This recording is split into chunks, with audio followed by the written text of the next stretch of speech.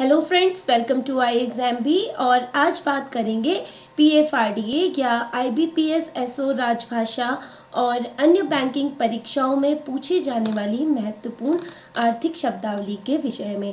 इससे पहले हम भाग 1 में कुछ आर्थिक शब्दावली की चर्चा कर चुके हैं। आज भाग 2। आगे बढ़ने से पहले आप हमारे चैनल को सब्सक्राइब कीजिए और आई एग्जाम भी अपनी 5वीं वर्षगांठ बना रहा है। इस उपलक्ष्य में सभी कोर्सेज पे फ्लैट 40% का ऑफ है। इस अवसर का आप सभी लाभ उठाइए और हमारे साथ परीक्षा की तैयारी कीजिए। आर्थिक शब्दावली में पहला शब्द है सकल घरेलू उत्पाद। इसे अंग्रेजी में कहते हैं ग्रॉस डोमेस्टिक प्रोडक्ट। क्या होता है ये ग्रॉस डोमेस्टिक प्रोडक्ट या सकल घरेलू उत्पाद? तो एक वर्ष में किसी देश की सीमा के भीतर उत्पादित वस्तुओं और सेवाओं के कुल मूल्य को सकल घरेलू उत्पाद कहते हैं। यह किसी भी अर्थव्यवस्था की आंतरिक शक्ति को दर्शाता है और GDP में होने वाला वार्षिक प्रतिशत परिवर्तन ही किसी अर्थव्यवस्था की वृद्धि दर होती है, अर्थात ग्रोथ रेट होती है। तो GDP अर्थात सकल घरेलू उत्पाद। दूसरा है अंतरपणन। अंग्रेजी में इसे कहते हैं आर्बिट्रेज। क्या होता है आर्बिट्रेज? किसी प्रतिभूति, वस्तु या विदेशी विनिमय को सस्ते बाजार से खरीदना और साथ ही साथ तेज बाजार में बेच देना अंतरपणन कहलाता है, अर्थात आर्बिट्रेज कहलाता है।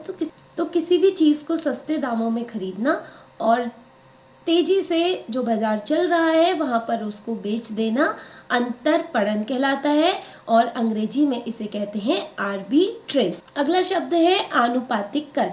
आनुपातिक कर अंग्रेजी में इसे कहते हैं प्रोपोर्शनेट टैक्स। तो एक निश्चित तरीके से लिए जाने वाला कर होता है जिसमें कराधान घटने और बढ़ने पर कोई भी परिवर्तन नहीं होता है, उसे कहते हैं प्रोपोर्शनेट टैक्स अर्थात आनुपातिक कर। अगला है मूल्य निर्धारण नीति। बहुत प्रचलित शब्द है। अंग्रेजी में हम अक्सर सुनते हैं डंपिंग और हिंदी में मूल्य निर्धारण नीति। डंपिंग कहते हैं कि किसी वस्तु के अतिरिक्त भंडार को विदेशी बाजार में काफी कम मूल्य पर बेचना या फिर उसे नष्ट कर देना, जिससे घरेलू बाजार में जो उसका मूल्य स्तर है अगर वो गिर रहा है तो उसे नीचे गिरने से रोका जा सके। तो डंपिंग मूल्य निर्धारण नीति।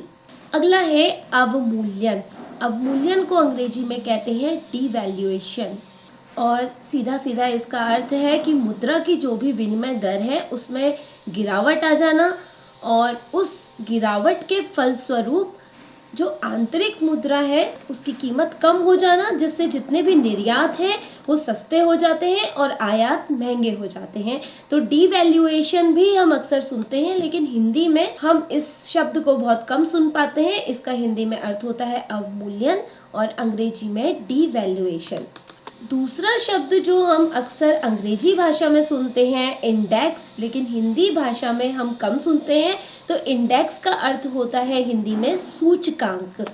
और ये जो सूचकांक होता है, जो इंडेक्स होता है, ये किसी भी वित्तीय बाजार की जानकारी देने में इस्तेमाल होता है और जो भी स्टॉक हैं उनके एक ग्रुप के द्वारा ये बनता है जो पूरे बाजार का या किसी निश्चित क्षेत्र का प्रतिनिधित्व करता है और शेयर बाजार में सबसे ज्यादा प्रयोग होने वाला शब्द है। तो इसे हिंदी में कहते हैं सूचकांक और अंग्रेजी में कहते हैं इंडेक्स। दूसरा शब्द है अधिकृत पूंजी अर्थात ऑथराइज्ड कैपिटल। और ऑथराइज्ड कैपिटल या अधिकृत पूंजी का अर्थ होता है वह राशि जो शेयर धारक को कंपनी में निवेश करने के लिए अधिकृत होती है। और अधिकृत पूंजी को कंपनी की पंजीकृत पूंजी या नाममात्र पूंजी के रूप में भी कहा जा सकता है। हिंदी में इसे अधिकृत पूंजी कहते हैं और अंग्रेजी में इसे ऑथराइज्ड कैपिटल कहते हैं। इस प्रकार की आर्थिक शब्दावली को और अधिक जानने के लिए आप हमारे चैनल को सब्सक्राइब कीजिए और सभी कोर्सेज में फ्लैट 40% का ऑफ है। इस अवसर का आप लाभ उठाइए और हमारे ही साथ परीक्षा की तैयारी कीजिए।